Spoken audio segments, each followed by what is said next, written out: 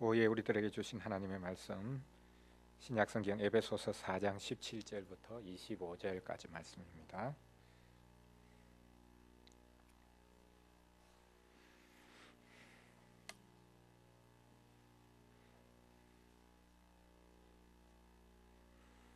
에베소서 4장 17절부터 25절까지 말씀입니다. 저와 여러분이 한 절씩 교독하겠습니다. 그러므로 내가 이것을 말하며 주 안에서 증언하노니 이제부터 너희는 이방인이 그 마음에 허망한 것으로 행함같이 행하지 말라.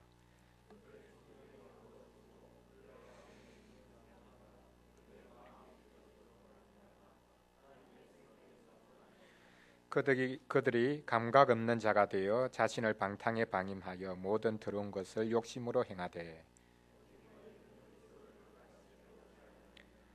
진리가 예수 안에 있는 것 같이 너희가 참으로 그에게서 듣고 또한 그 안에서 가르침을 받았을진대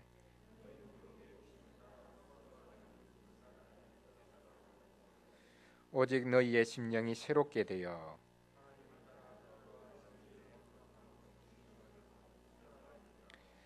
25절 같이 읽겠습니다. 그런즉 거짓을 버리고 각각 그 이웃과 더불어 참된 것을 말하라. 이는 우리가 서로 지체가 됨이라. 아멘. 오늘 본문에 보면 이방인으로 있던 상태와 또 진리이신 예수 그리스도를 영접하고 난 다음의 상태를 대조하고 있는 것을 볼 수 있습니다. 이방인으로 있을 때는 너희의 마음이 허망한 것으로 행한 같이 행했다라고 말하고 있습니다. 총명이 어두워지고 무지해졌고 마음이 굳어져서 하나님의 생명에서 떠나 있었다라고 말합니다. 감각이 없는 자가 되어서 자신을 방탕에 방임하여 모든 더러운 것을 욕심으로 행했다라고 말합니다. 그러나 이제 그리스도를 받고 나면 그 삶이 바뀌는데 그리스도 안에 진리가 있는 것처럼 예수 그리스도를 영접한 이들은 그 속에 진리로 말미암아 가르침을 받아서 이제는 더 이상 옛 습관, 옛 욕심, 구습을 따르지 않고 새롭게 되어진다라고 말씀합니다. 그것이 하나님을 따라 의와 진리의 거룩함으로 지으심을 받는 새 사람이 되어지는 것을 말씀하고 있습니다. 새 사람이 된 것의 가장 구체적인 증거를 사도 바울은 25절에서 거짓을 버리는 것으로 말씀하고 있습니다. 그런즉 그러므로 새 사람을 입었기 때문에 의와 진리의 새 사람을 입었기 때문에 하나님의 형상으로 새롭게 빚어졌기 때문에 가장 먼저 너희들은 그 결과로 새 사람의 그 형상이 나타나는 여러 가지 요소 중에 첫 번째로 거짓을 버리는 것을 말씀하고 있습니다. 각각 그 이웃과 더불어 참된 것을 말하라. 이는 우리가 서로 지체가 됨이라. 여기 에베소서 4장 25절 이 말씀이 10계명 중에 9계명의 신약적 해설 주해인 것을 우리가 알 수 있습니다. 제 9계명이 하나님의 백성들에게 말씀하는 것이 무엇입니까? 거짓 증거하지 말라, 거짓 증언을 하지 말라라고 말씀하고 있습니다. 그런데 이 말씀 앞에 보면 내 이웃에 대하여 거짓 증언하지 말라라고 말씀하고 있습니다. 우리가 먼저 서론적으로 한번 생각해 볼 것은 이 9계명이 상계명과 실은 이제 연관을 맺고 있다라는 내용입니다. 상계명에서 뭐라고 말씀합니까? 하나님의 이름을 망령되이 일컫지 말아라. 하나님의 이름에 관해서 말을 하고 이 9계명에서는 이웃의 이름, 이웃의 명예를 훼손하는 것에 관해서 말씀합니다.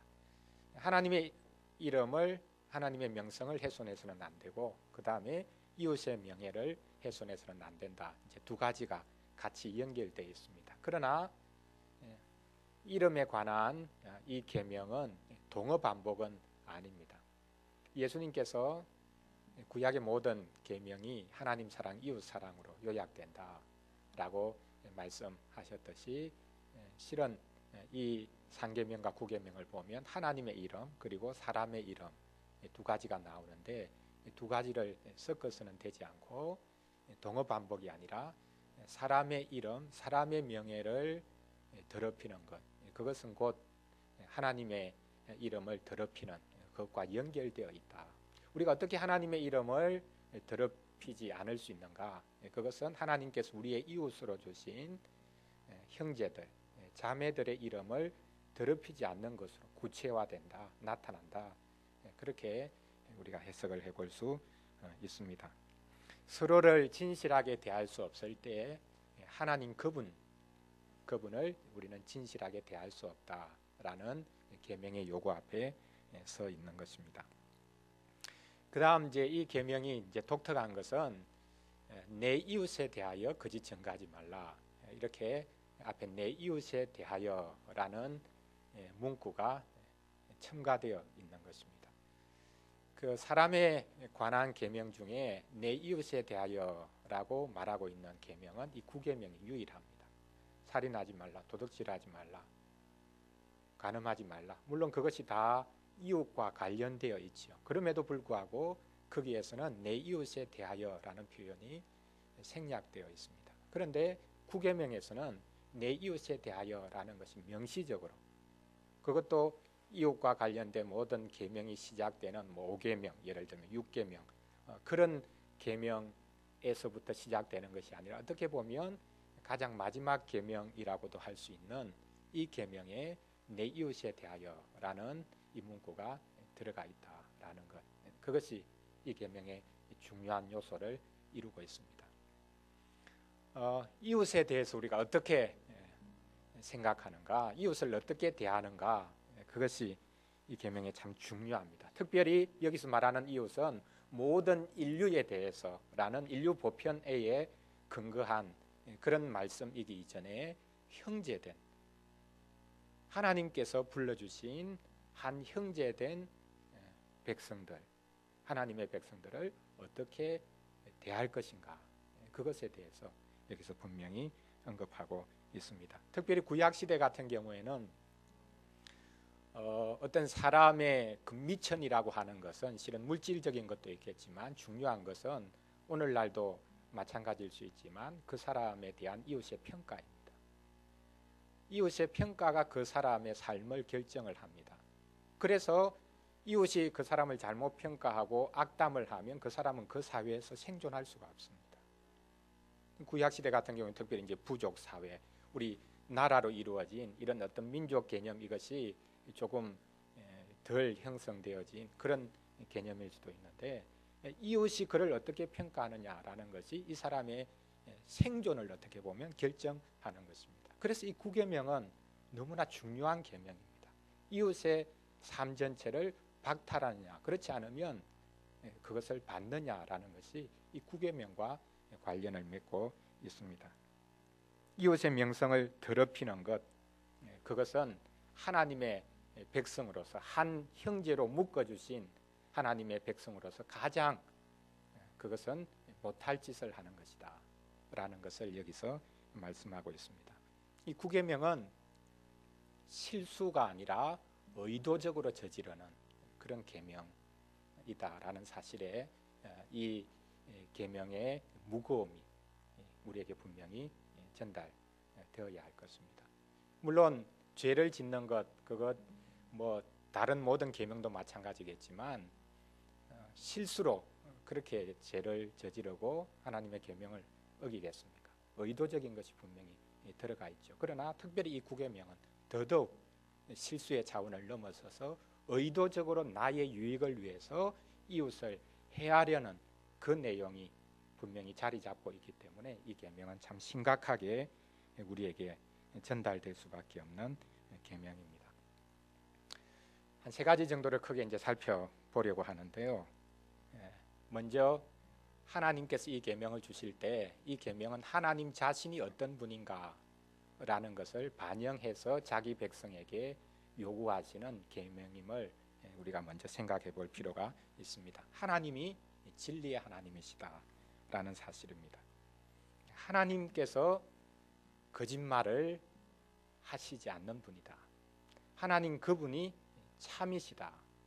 우리는 종종 하나님을 그러니까 믿음직스러운 분이다. 그분이 성실하시다. 언약에 신실하시다. 그렇게 표현하는데 그것이 바로 진리라는 그런 단어로 표현되는 것을 볼 수 있습니다. 진리라는 것은 믿음직스러운 것을 말을 하고 있습니다. 하나님이야말로 믿음직스러운 분이다. 말씀하신 것을 그대로 이루시는 분이다. 우리가 민수기 23장 19절 말씀 보면 민수기가 거의 마무리 되어가는 장면인데 이 약속의 땅 입구에서 벌어진 사건을 하나 우리에게 소개해주고 있습니다. 그것은 거짓 선지자인데 발람 선지자가 발락이라는 왕 앞에서 하나님이 어떤 분인가라는 것을 이렇게 증언하는 그런 내용입니다. 거짓 선지자의 입에서 하나님이 어떤 분인가라는 것이 증거되어지는 그런 놀라운 본문인데요. 이스라엘 백성을 저주해 달라라는 그 말을 듣고 본인이 저주하고 싶었습니다. 그런데 자기의 입에서는 원치 않는 말이 이제 나오는 것이죠. 의도와 관계없이 나오는 말. 한편으로는 그것이 거짓말이 아니겠습니까? 그러나 하나님께서는 놀랍게 그의 입에서 나오는 이 말이 하나님 그분을 증언하는 그런 말이 되도록 참 아이러니한 상황이 벌어지는데요. 두 번째 이스라엘 백성을 저주해 달라는 그런 요구 앞에서 이 발람 선지자의 입에서 터져 나오는 말이 이것입니다. 민수기 23장 19절인데요. 하나님은 사람이 아니시니 거짓말을 하지 않으시고 인생이 아니시니 후회가 없으시도다. 어찌 그 말씀하신 바를 행하지 않으시며 하신 말씀을 실행하지 않으시랴.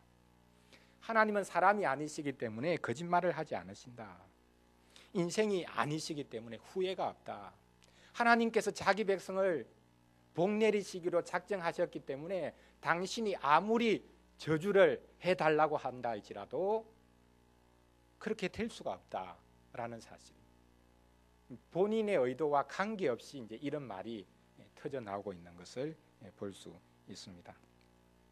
신약 성경으로 와 보면 디도서 1장 2절 말씀에 하나님께서 자기 백성에게 영생을 선물로 주셨는데 이 영생은 거짓이 없으신 하나님이 영원 전부터 약속하신 것이다라고 말씀하고 있습니다.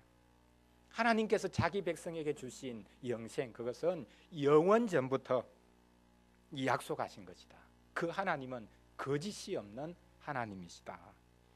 영생은 거짓이 없는 하나님 그분의 작정으로부터 나와서 복음 선포로 말미암아 비로소 그 작정이 이루어진다라고 사도 바울이 말하고 있는 것을 볼 수 있습니다.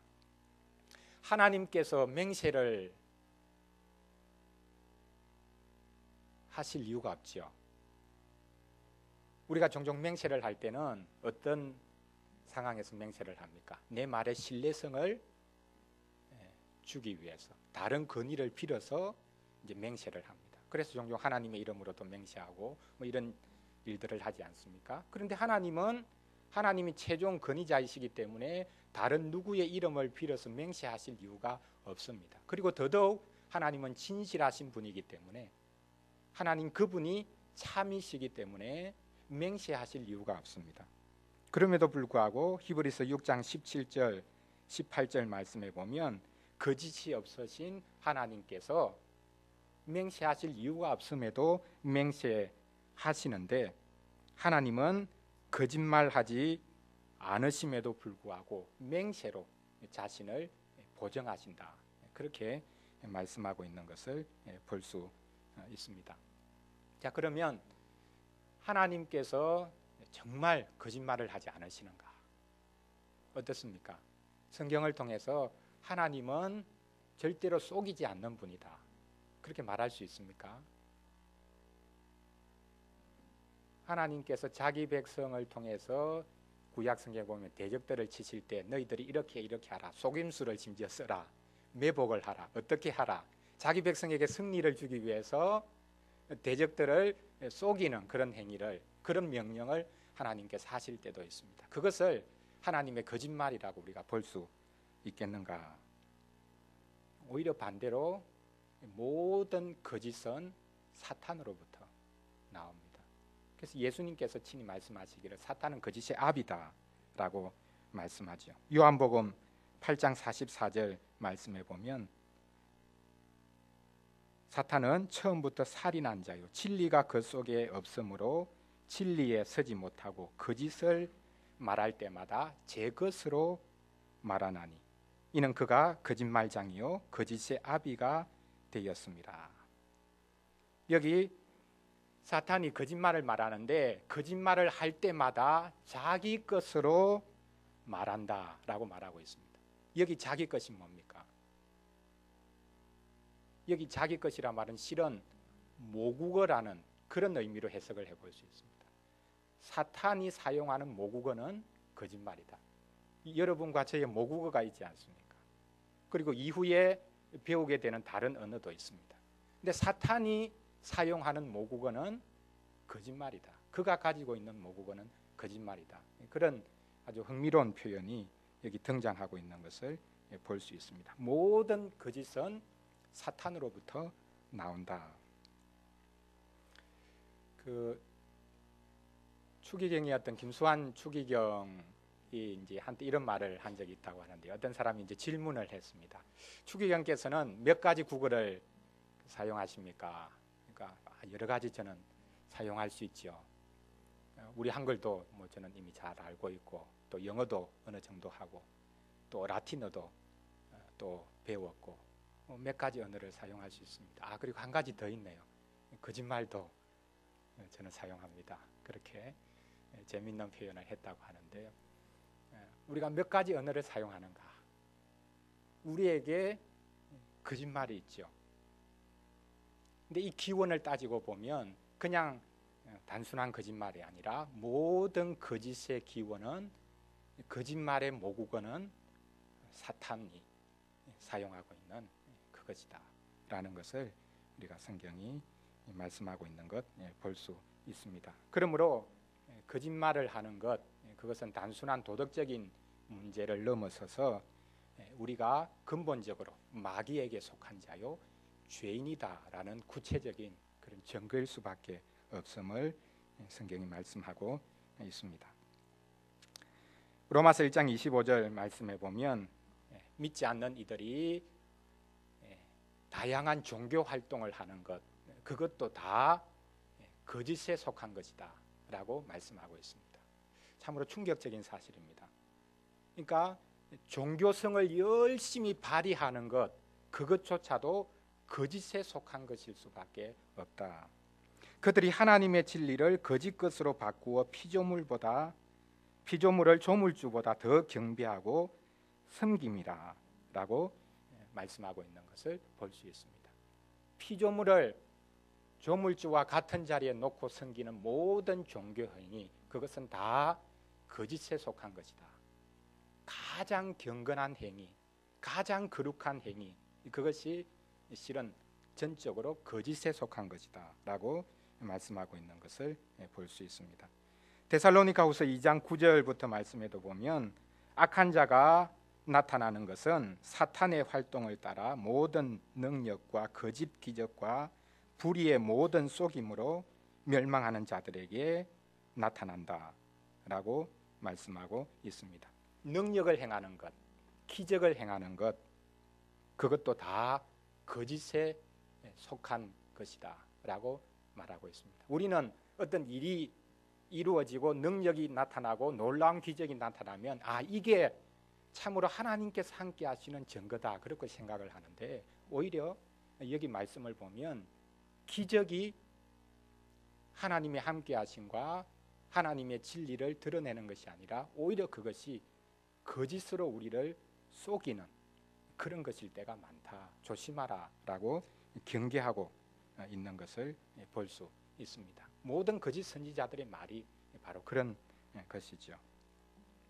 자, 그러면 우리가 이 하이델베르그 요리문답을 통해서 제9계명을 두 가지 측면에서 하나는 이웃에 대해서 거짓 증거하지 말아라고 했기 때문에 이웃의 명예를 훼손하지 말아야 되는 부분을 어떻게 이야기하고 해설하고 있는지 그리고 또 적극적으로는 이웃의 명예를 우리가 철저하게 보호하고 이웃의 명예를 증진시키기 위해서 우리가 해야 되는 일이 무엇인가, 그 두 가지 관점을 한 질문 속에 넣고 있는데 우리가 그 내용을 한번 살펴보도록 하겠습니다. 제 43주일입니다. 112문 한 가지 질문과 답 속에 구계명에 대한 해설이 다 들어있는데요. 제 구계명에서 하나님께서 원하시는 것은 무엇입니까? 라고 질문하고 있습니다. 우리 같이 첫 번째 문장, 두 번째 문장, 두 문장만 먼저 같이 한번 읽어보겠습니다. 내가 어느 누구에게도 거짓 증언을 하지 않고 다른 사람의 말을 왜곡하지 않고 뒤에서 헐뜯거나 중상하지 않으며 어떤 사람의 말을 들어보지 않고 성급히 정죄하지 않으며 다른 사람이 성급히 정죄하는 데에도 참여하지 않기를 원하십니다. 오히려 하나님의 무서운 진노를 당하지 않기 위해 본질적으로 마귀의 일인 모든 거짓과 속이는 일을 피해야 합니다. 여기 먼저 이제 두 번째 문장이 금방 해설해드린 그 내용을 다 담고 있지요. 하나님의 무서운 진노를 당하지 않기 위해 본질적으로 마귀의 일인 모든 거짓과 속이는 일을 피해야 한다. 그러니까 모든 거짓과 속이는 일은 본질적으로 마귀에게 속한 것이다. 특별히 우리가 야고보서를 보면 이 사실이 아주 분명하게 드러나고 있습니다. 새치혀, 그 작은 혀가 얼마나 무서운 결과를 일으키는가. 작은 성냥불 하나가 온 집을 태운다. 삶의 바퀴를 불사른다. 그리고 그것은 지옥에서 나오는 불이다라고 그렇게 표현을 하고 있습니다. 그래서 본질적으로 모든 거짓과 속이는 일은 마귀에게 속한 것이다. 그것은 단순히 도덕적으로 잘못된 것이 아니라 마귀에게 속한 것이기 때문에 하나님의 무서운 진노를 불러일으키는 것이다. 그래서 새하늘과 새 땅에 들어가지 못하는 자들을 요한계시록에 쭉 설명하면서 그 중에 하나 거짓말하는 자들, 그 자들은 거룩한 성 밖에 머무를 수밖에 없을 것이다 라고 말씀하고 있는 것을 볼 수 있습니다. 여기서 이웃의 명예를 훼손하지 않아야 되는 몇 가지 요소들을 지적하고 있는데요. 먼저는 어느 누구에게도 거짓 증언을 하지 말아야 된다 라고 말씀하고 있습니다. 그 구계명이 내 이웃에 대해서 거짓 증언하지 말아라 할 때 1차적인 그 문맥은 법정에서 하는 것이죠. 법정에서 이웃에 대해서 자기가 보고 듣고 한 바를 정확하게 말을 해야지 위정하면 안 된다. 근데 이것이 이제 쉽지 않습니다.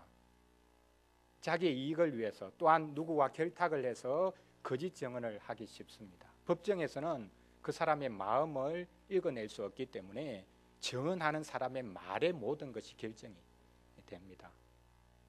그만큼 그 말이 무서운 결과를 불러일으키죠. 그래서 구약 성경에서는 거짓 증언하지 말아라. 그리고 한 사람의 증언을 가지고 그 다른 사람에 관해서 판단하고 법정에서 결정을 내릴 수 없다. 반드시 정의는 몇 사람 이상이어야 된다고 합니까? 두 사람이죠. 한 사람의 말만 가지고 법정에서 최종적으로 그 사람을 판단할 수 없다. 반드시 두 사람 이상이어야 된다. 그럼 두 사람이 입을 맞추면 어떻게 됩니까? 그 한 사람을 죽일 수 있죠. 그래서 어떤 사람에 대해서 해하고자, 법정에서 해하고자 한 사람이 두 사람이 입을 맞추면 충분히 한 사람을 해할 수 있고 죽일 수도 있는데, 그렇게 시도했다고 할 때에 그 두 사람, 그 증인들은 반드시 자기들이 하고자 한 바를 동일하게 그대로 받아야 된다. 그래서 이웃을 해하고자 한 그대로 그 사람이 받아야 된다. 그것이 실은 우리가 말하는 눈에는 눈으로, 이에는 이로, 이것은 그냥 보복의 성질을 가지고 있는 것은 아닙니다. 법적으로 자기가 타인을 해하고자 한 그대로 그 사람이 하나님의 형상을 해하고자 했기 때문에 그대로 그 자신도 받아야 되는 그 부분을 언급하고 있습니다. 두 번째로 요리문답에서는 타인의 말을 왜곡하지 않고 라는 표현을 쓰고 있습니다. 다른 사람의 말을 왜곡하지 말아야 한다.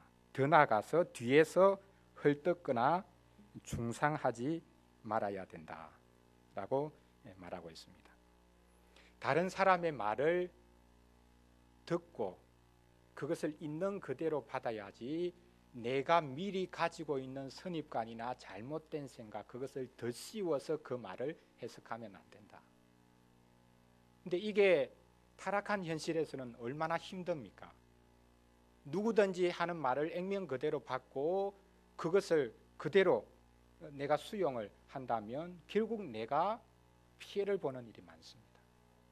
나는 그 사람 하는 말을 그대로 믿었는데 나중에는 자기가 엄청난 손해를 겪는 경우가 많습니다. 그래서 항상 다른 사람이 하는 말은 저게 무슨 의도를 가지고 하는 말일까?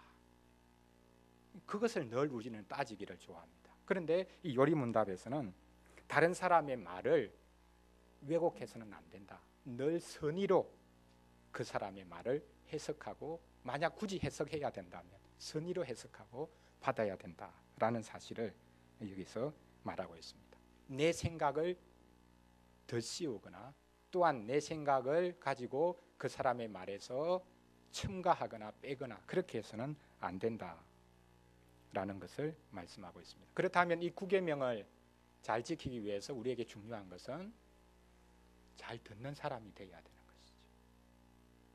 얼마나 우리가 잘 듣는 사람인가라는 것을 이 계명이 우리에게 요구하고 있습니다. 당신은 이웃의 말을 잘 듣고 있습니까? 그들의 말을 있는 그대로 받고 있습니까? 아니면 끊임없이 여러분 자신만을 드러내고 말하는 사람입니까? 그것을 이 계명이 우리에게 또 다른 방식으로 그렇게 외치고 있는 내용일 것입니다. 뒤에서 헐뜯거나 중상하지 않아야 된다.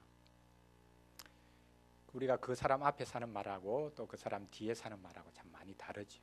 그것은 이제 외식이라고 부릅니다. 앞에서는 열심히 칭찬하고서 뒤에서는 다른 사람 앞에 그 사람의 부정적인 말을 늘 하는 것. 이것이 우리에게는 음식 중에서도 제일 좋은 음식 중에 하나인데, 즐기는 내용 중에 하나인데요. 소위 요즘 뭐 뒷담화 그런 표현 쓰지 않습니까? 앞에서는 좋은 이야기 하면서 뒤에서는 돌아서는 즉시로 부정적인 말을 하는 것.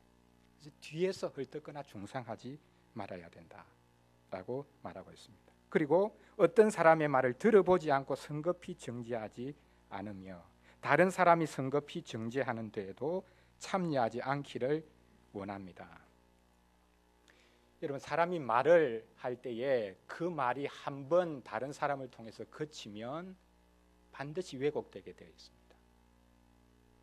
옛날 텔레비전에 그런 게임 프로그램 중에 그런 것도 있었지 않습니까? 사람을 한 6명 줄을 세워놓고 제일 첫 번째 사람에게 문장 하나를 주고 그 다음에 이제 두 번째 사람에게 이제 속삭이거나 안 그러면 막 표현을 해서 이제 전달을 했어요. 마지막 사람이 그것을 받았을 때 이제 어떤 처음에 받았던 그 말이 무엇인가 답을 할 때 전혀 엉뚱한, 한 사람 두 사람 거쳐 지나가면 내용이 완전히 180도로 달라지는 것을 우리가 볼 수 있지 않습니까? 그래서 우리가 모임을 가질 때든지 대화를 할 때 조심해야 되는 것은요, 그 사람이, 어떤 사람이 누가 무슨 말을 하더라, 내가 들었다라는 그 말은 100% 우리는 믿지 않아야 됩니다. 이게 한 처세술의 측면일 수도 있는데요, 내가 보았다라는 것도 그 사람이 본 것도 시간이 지나면 엉뚱하게 해석하고 엉뚱하게 그것을 그가 마음속에 가지고 있다가 말을 할 수 있기 때문에 한 사람을 거쳐서 누구에게 들었다라는 말은 그 사람에게 직접 확인해 보기 전에는 그것은 사실로 우리가 받아서는 안 됩니다. 더 나아가서 직접 자기가 보고 들었다라는 말조차도 다시 그 사람의 입을 통해서 내 앞에서 하는 말로 확인하기 전에는 그것이 사실이다, 그렇게 말했구나, 그렇게 우리가 결코 받아서는 안 된다라는 사실을 우리가 여기서 확인을 해볼 수 있습니다. 침묵하는 것, 그것은 거짓말에 동참하는 것일 수도 있습니다. 다른 사람이 성급히 정죄하는 데 참여하지 않기를 원합니다 라는 것은 같이 얼씨구나 덩달아서 같이 말하는 것뿐만 아니라 가만히 있으면 같이 동참하는 것이 될 수도 있는 그런 상황이 참 너무 많습니다. 그 부분까지 조심하라라고 말씀하고 있습니다. 그래서 요약을 하면서 두 번째 문장이 이 모든 거짓, 그것은 본질적으로 마귀의 일이기 때문에 그 모든 거짓을, 속임수를 우리는 피해야 한다라고 말씀하고 있습니다. 현대 사회에서는 거짓 없이 우리가 살아가기가 참 힘들죠. 성경 안에서도 여러 가지 물론 거짓이 분명히 있기는 한데, 라합이 거짓말로 정탐꾼들을 살려준 그런 일이라든지, 또 출애굽하기 직전에 이스라엘 산파들이 거짓말하지 않습니까? 사내 아이가 태어나면 죽이라고 했는데 살리기 위해서 거짓말을 바로 앞에 가서 하지요. 우리가 도착하기 전에 벌써 아이가 태어나 버려서 이 히브리 여인들은 쉽게 말하면 짐승처럼 되어서 산파의 도움을 받지 않고도 아이를 쑥쑥 낳아버리기 때문에 우리가 예측을 못합니다. 거짓말이죠. 그러나 하나님의 백성을 보호하기 위해서 그 거짓말을 했는데, 그 거짓말 그것 자체, 그것이 옳다 그렇게 성경에서 평가하고 있지는 않습니다. 그러나 하나님의 백성들도 분명히 성경에서 거듭거듭 거짓말을 했던 경우들을 볼 수 있습니다. 특별히 현대 사회에서는 더더욱 마찬가지죠. 예를 들어서 광고의 경우는 아주 심각한 이제 문제인데요. 어떤 이제 기독교인이 이제 마케팅 부분에 있어서 이제 학위도 받고, 그렇게 해서 이제 각 기업의 이제 마케팅 전략을 위해서 이제 이렇게 조언도 하고 또 전략도 세워주고 하는 그런 일을 하기 시작을 했는데, 이제 이분의 고민이 이제 이런 것이라고 합니다. 어떤 상품에 대해서 마케팅을 잘할 수 있도록 전략을 좀 세워주십시오 하면, 본인이 늘 처음에 묻는 것이 이제 제품을 한번 봅시다. 그리고 이제 물어본다는 것이죠. 이 제품이 경쟁사 타사의 제품과 비교해서 질적으로 뛰어난 것입니까? 물어보면 대부분 열의 8구는 답을 못한다고 합니다. 상품 자체가 아무런 차이가 없다는 것이죠. 뛰어나지도 않다는 거예요. 그러면 도대체 자기가 어떻게 이렇게 전략을 세워줄 수 있느냐, 마케팅 전략을 세워줄 수 있느냐, 자기는 못한다. 여러분 어떻습니까? 기독교인의 양심으로 광고를 어떻게 할 수 있는가, 마케팅을 어떻게 세울 수 있는가. 저는 그 이야기를 보면서 할 수 있는 측면은 있다고 생각합니다. 뭐냐면, 뭐 이게 이제 광고로 나갈 수 있는 성질의 것인지는 모르겠지만요, 우리 제품은 타사의 제품과 크게 다르지 않습니다. 그러나 가격이 쌉니다.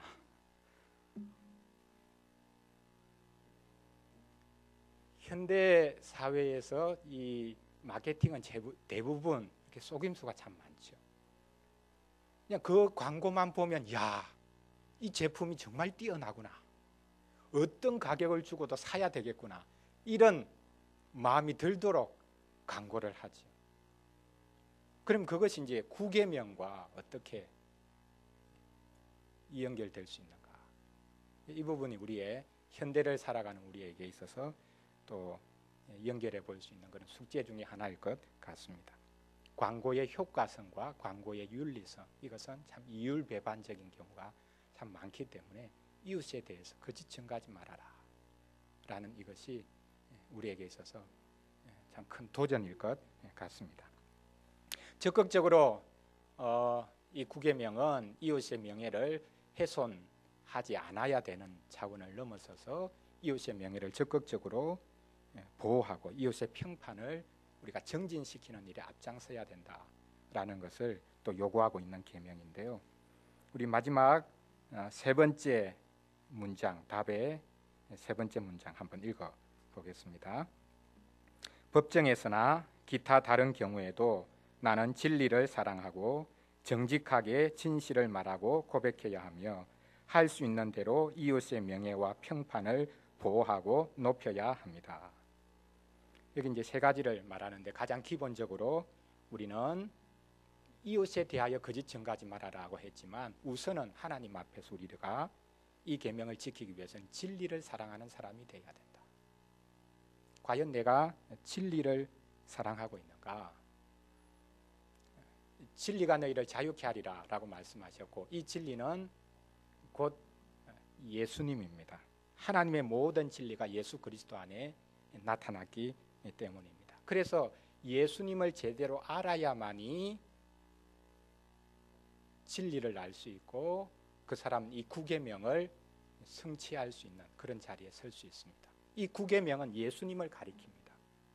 진리이신 예수 그리스도, 하나님의 모든 뜻을 온전하게 우리에게 계시해 주신 예수 그리스도, 그분을 실은 이 계명이 가리키고 있습니다. 요한복음에 보면 진리라는 표현이 계속 등장하는데요, 예수님이 진리다, 그리고 생명이라는 단어도 나오죠. 그것은 곧 예수 그리스도를 가리키는데, 특별히 요한복음에서 진리라고 말을 할 때는 거짓말과 대조되는 성격과 의미로서의 진리, 진실을 말하는 것은 아닙니다. 예수님이 내가 곧 길이요 진리다라고 했을 때 그 진리라는 것은 실은 이런 측면입니다. 구약 시대는 하나님께서 그림자로 하나님의 모든 계시와 뜻을 보여주셨는데, 최종적으로 예수님을 통해서 온전하게 하나님을 계시해 주셨다, 그런 의미에서 진리라는 표현을 씁니다. 그러니까 그림자에 대조된 참 실체, 예수님은 거짓말하지 않는 분이기 때문에 진리이신 것이 아니라 모든 하나님의 계시를 최종적으로 우리 인생에게 전달해 주셨기 때문에 그분만이 참 진리다라고 성경이 말씀하고 있습니다. 그러므로 예수님을 바르게 이해하고 알아야만이 우리는 진리 안에 거할 수 있습니다. 이 계명은 한편으로 인간적으로 생각해 보면요, 모든 사람이나 현실에 대해서 있는 것을 있는 그대로 객관적으로 평가할 수 있는 능력을 우리에게 요구하고 있습니다. 거짓말이 어디에서 나옵니까? 어떤 사실에 대해서 덧붙이거나 빼거나 하는 것으로부터 나오죠. 이웃에 대해서 내가 긍정적으로 생각하느냐 부정적으로 생각하느냐, 그것에 의해서 이 거짓말이 산출되는 것을 볼 수 있습니다. 그래서 모든 것을, 모든 사람을 제대로 평가할 수 있는 능력이 있어야 되는데, 그것이 어디로부터 나올 수 있는가? 그것은 오직 진리를 사랑하는 것, 예수 그리스도를 온전히 우리가 받는 것으로부터 시작된다라는 것을 우리가 이해할 수 있어야 되겠습니다. 두 번째로, 정직하게 진실을 말하고 고백해야 한다라고 말하고 있습니다. 정직해야 한다, 진실을 말하고 고백할 수 있어야 된다. 선의의 거짓말이 있습니다. 예를 들어서 여러분들이 정말 거짓말을 하는지 아니 하는지 저는 한 가지 질문을 해보면 정확하게 알 수 있습니다. 주일날 예배 마치고 난 다음에 오늘 설교 어땠습니까? 물어보면 은혜 받았습니다 하면 그 거짓말입니다. 머뭇머뭇하는 분은 그래도 뭔가 마음속에 진실이 있는 분입니다. 아무런 유보 없이 은혜 받았습니다. 우리가 항상 정직하게 진실을 말해야 된다. 선의의 거짓말을 우리는 늘 하고 살지요. 다른 사람을 이렇게 좀 마음에 상처를 주지 않기 위해서 이렇게 선의의 거짓말을 우리는 늘 하며 삽니다. 이 선의의 거짓말도 우리가 하지 말아야 되는가? 식사하셨습니까? 시간이 지났는데 밥을 안 먹었는데 내가 식사 안 했다고 하면 어떻게 받아들일까? 그래서 식사했다, 그렇게 말을 하는 것. 진실하게 말해야 된다라는 부분, 어느 부분까지 우리가 확장할 수 있고 절대 거짓말을 해서는 안 된다, 이렇게 우리가 받아들일 수 있을 것인가, 고민이 되는 부분일 것 같습니다. 마지막으로 하이델베르그 요리문답에서 해설하고 있는 것은 할 수 있는 대로 이웃의 명예와 평판을 보호하고 높여야 한다라는 문장을 여기서 사용하고 있습니다. 이 계명을 제대로 지킬 수 있는 것은 예수 그리스도를 우리가 바르게 알고 받아들여야 되는 것뿐만 아니라 실은 우리에게 사랑이 있어야만 이 계명을 성취할 수 있습니다. 사랑은 악한 것을 생각하지 않는 것이다 라고 했습니다. 그래서 이웃의 허물을 덮어주는 것하고 진실을 말하는 것, 이것은 결코 모순되는 것이 아니다 라는 사실을 우리가 또 생각해 볼 필요가 있습니다. 사랑은 이중적입니다. 사랑은 악한 것을 생각하지 않기 때문에 이웃의 허물을 덮어줍니다. 그래서 한편으로 보면 이웃의 허물을 덮어주는 것이기 때문에 진실을 말하지 않는 그런 상황일 수도 있죠. 그래서 맹목적인 사랑이 아니라 참 사랑이 있을 때만이 비로소 이 계명, 진실을 말하라, 이웃에 대해서 진실을 말할 뿐만 아니라 이웃의 평판을 보호해주고 정진시키라 라는 이 말씀을 지킬 수 있는 길이 됩니다. 그런 의미에서 다시 한 번 더 우리는 예수님을 볼 수밖에 없습니다. 예수님만이 충성스럽게 하나님에 대해서 정언하셨고 죄에 대해서 정언하신 유일한 분이시다 라는 사실입니다. 예수님은 충성된 증인이셨기 때문에 죽을 수밖에 없었습니다. 요한계시록 1장 5절에 보면 예수님을 충성된 증인이다 라고 분명하게 소개하고 있는 것을 볼 수 있습니다. 증인은 그 증거하는 것에 의해서 자신의 목숨을 잃을 수도 있습니다. 구계명은 우리에게 이런 목숨을 담보로 하는 그런 계명이기도 합니다. 그래서 예수님이 충성된 증인으로 우리 앞서가고 계신다라는 사실을 우리가 받을 때에 우리도 이 계명을 주님 그분 바라보면서 또 지켜갈 수 있을 것 같습니다.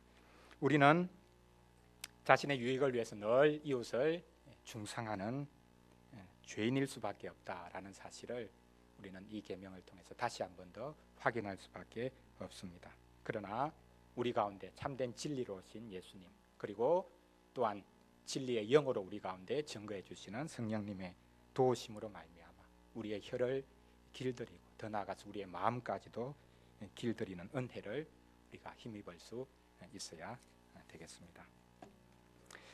우리 326장